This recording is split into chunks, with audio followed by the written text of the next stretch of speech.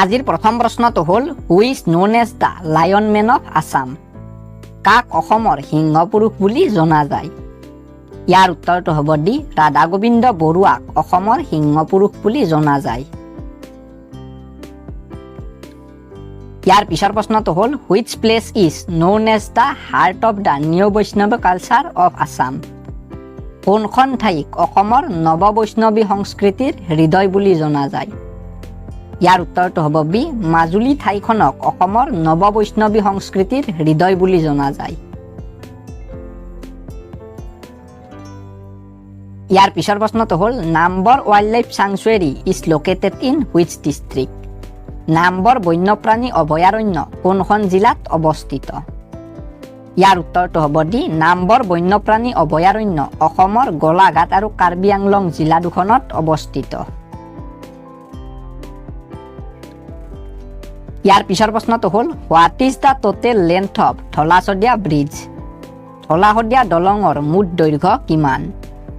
ইয়াৰ উত্তৰটো হ'ব চি ধলা শদিয়া দলঙৰ মুঠ দৈৰ্ঘ্য হ'ল 9.15 কিলোমিটাৰ। ইয়াৰ পিছৰ প্ৰশ্নটো হ'ল how many days are there in a leap year. Leap ইয়াৰত কিমানটা দিন থাকে? ইয়াৰ উত্তৰটো হ'ব চি লিপ ইয়াৰত 366 দিন থাকে। ইয়াৰ পিছৰ প্ৰশ্নটো হ'ল what is the longest day in the north হেমিস্ফিয়াৰ। উত্তৰ গোলাৰ্ধৰ আটাইতকৈ দীঘল দিন কোনটো? ইয়াৰ উত্তৰটো হ'ব এ উত্তৰ গোলাৰ্ধৰ আটাইতকৈ দীঘল দিনটো হ'ল 21 জুন। ইয়াৰ পিছৰ প্ৰশ্নটো হ'ল what is the shortest day in the northern হেমিস্ফিয়াৰ। উত্তৰ গোলাৰ্ধৰ আটাইতকৈ ছুটি দিনটো কি? ইয়াৰ উত্তৰটো হ'ব ডি উত্তৰ গোলাৰ্ধৰ আটাইতকৈ ছুটি দিনটো হ'ল 21 ডিচেম্বৰ। ইয়াৰ পিছৰ প্ৰশ্নটো হ'ল what is the name of the largest sand desert in the world. পৃথিৱীৰ আটাইতকৈ ডাঙৰ বালিৰ মৰুভূমিখনৰ নাম কি? ইয়াৰ উত্তৰটো হ'ব ডি পৃথিৱীৰ আটাইতকৈ ডাঙৰ বালিৰ মৰুভূমিখনৰ নাম হ'ল চাহাৰা মৰুভূমি।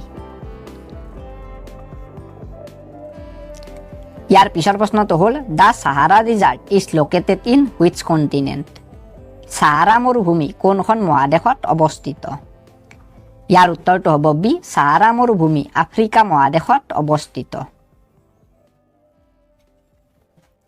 ইয়াৰ পিছৰ প্ৰশ্নটো হ'ল what was the childhood name of Gautam Buddha.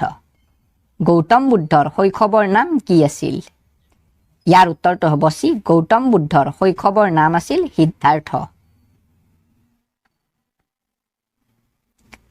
ইয়াৰ পিছৰ প্ৰশ্নটো হ'ল হু গেভ দ্য শ্লোগান ইনকিলাব জিন্দাবাদ।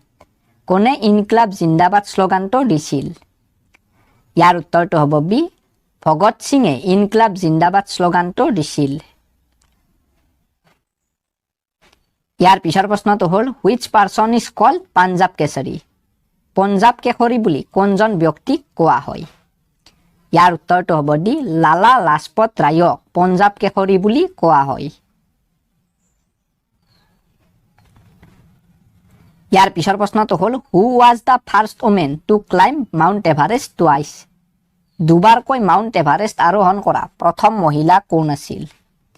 ইয়াৰ উত্তৰটো হ'ব এ দুবাৰকৈ মাউণ্ট এভাৰেষ্ট আৰোহণ কৰা প্ৰথম মহিলাগৰাকী আছিল সন্তোষ যাদৱ। ইয়াৰ পিছৰ প্ৰশ্নটো হ'ল when did Vasco da Gama come to India.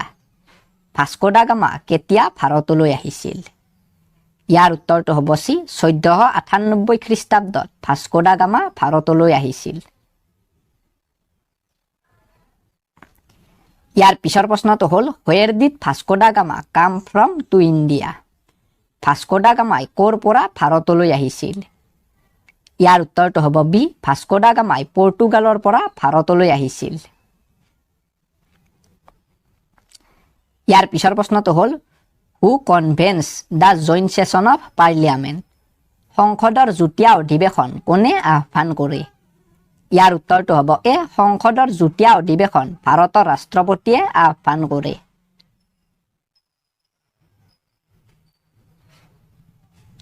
ইয়াৰ পিছৰ প্ৰশ্নটো হ'ল which layer of atmosphere protects us from ultraviolet rays from the sun. বায়ুমণ্ডলৰ কোনটো স্তৰে আমাক সূৰ্যৰ পৰা অহা অতি বেঙুনীয়া ৰশ্মিৰ পৰা সুৰক্ষিত কৰে?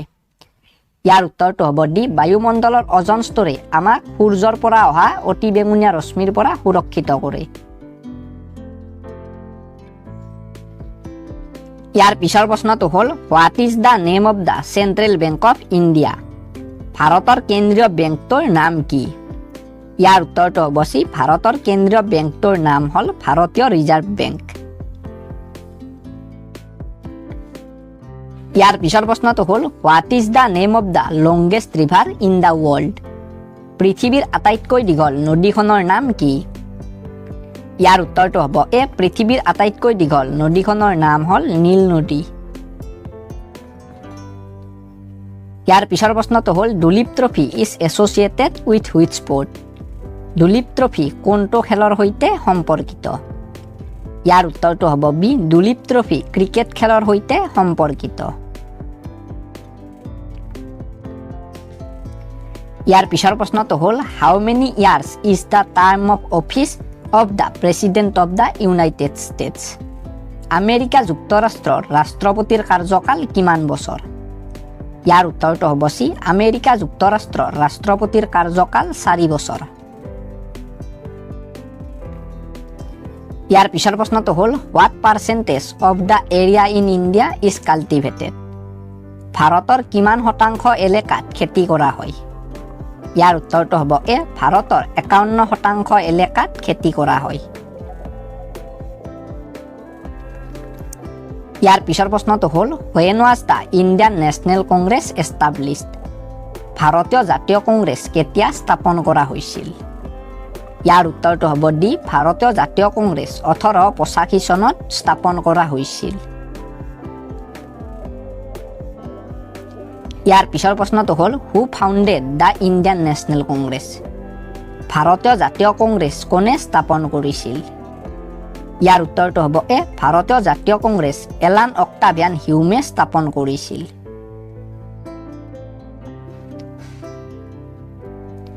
ইয়াৰ পিছৰ প্ৰশ্নটো হ'ল who was the first women president of the Indian National Congress? ভাৰতীয় জাতীয় কংগ্ৰেছৰ প্ৰথম মহিলা সভাপতি কোন আছিল? ইয়াৰ উত্তৰটো হ'ব ডি, ভাৰতীয় জাতীয় কংগ্ৰেছৰ প্ৰথম মহিলা সভাপতি আছিল এনি বেচাণ্ট। ভিডিঅ'টো চাই যদি আপোনালোকৰ ভাল লাগিল তেনেহ'লে ভিডিঅ'টোত এটা লাইক, কমেণ্ট আৰু ভিডিঅ'টো শ্বেয়াৰ কৰি দিব। আৰু আগলৈ এনে ধৰণৰ ভিডিঅ' পাই থাকিবলৈ আমাৰ চেনেলটো ছাবস্ক্ৰাইব কৰি কাষতে থকা বেল আইকনটো প্ৰেছ কৰি দিব।